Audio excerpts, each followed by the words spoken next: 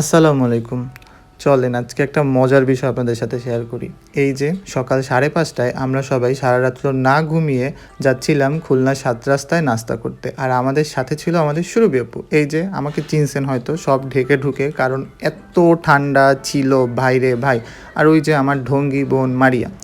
এইখানে আছে আমাদের সুরভি আপু, যার কারণে মূলত আমরা এই যে সকাল 5:30টার সময় নাস্তা করতে যাচ্ছি। আমাদের বড় বোন সে আমাদেরকে নিয়ে সকাল 5:30টায় নাস্তা করতে গেছে খুলনা ৭ রাস্তায়। এই যে সুরভি আপু, তার পাশে হচ্ছে হিয়া, রবি ভাইয়া, আবির ভাইয়া, আমি, পান্নু মামা, মারিয়া, সারা। আমরা এই কয়জনই ছিলাম। সকাল 5:30টার সময় আমরা গেছি খুলনা ৭ রাস্তায়। আর তখন আমরা যখন বের হয়েছি তখন তো পুরা অন্ধকার অন্ধকার ছিল, যাইতে যাইতে হচ্ছে ওই জায়গা পুরা আলো হয়ে গেছে। এই যে আমরা প্রথমে একটা চায়ের দোকানে ঢুকি, এখানে তারা খায় মালাই চা, আমি, আবির ভাইয়া আর হচ্ছে রবি ভাইয়া শুধু খাই হচ্ছে মালটা চা।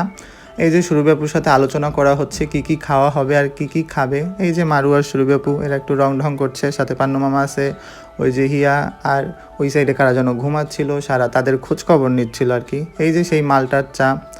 আর যে এই যে যা হয়, অনেক দিন পর সব কাজিনরা আমরা একসাথে ছিলাম খুলনায়, অনেক মজা হয়েছে, অনেক আড্ডা হয়েছে। আসলে কাজিনদের সাথে থাকলে কিভাবে সময় যায় আর কিভাবে যে দিনগুলো পার হয় কিছু বোঝাই যায় না।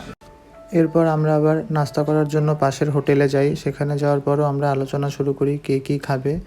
এই তো সুরভি আপুর জন্যই সব সম্ভব হয়েছে, কারণ সে সারা রাত্র সজাগ ছিল আমাদের নিয়ে বের হবে তাই।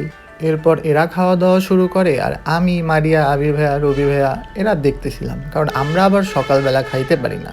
বিশেষ করে আমি তো এত সকালে খাইতেই পারি না, আর আমার আর মারিয়ার রং ঢং হবে না তা তো আর হয় না।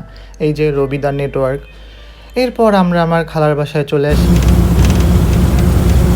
এরপর আমি আর মারিয়া মন খারাপ করে খুলনা থেকে চলে যাচ্ছি। এই তো এটাই ছিল আসল টুইস্ট। আমাদের সকাল 1:30টায় রাজাপুরের বাস ছিল। আমরা ওইখান থেকে বাসায় এসে ব্যাগ ট্যাগ গুছিয়ে চলে আসি। বাসে ওঠার কিছুক্ষণ পরে মারিয়া ঘুমায় পড়ে, আমি তারও ভিডিও নেই। সবাই আমাদের জন্য দোয়া করিলেন। আবার কবে খুলনা যাব আল্লাহই ভালো জানে। সবাই সুস্থ থাকবেন, ভালো থাকবেন, আমাদের জন্য দোয়া করবেন।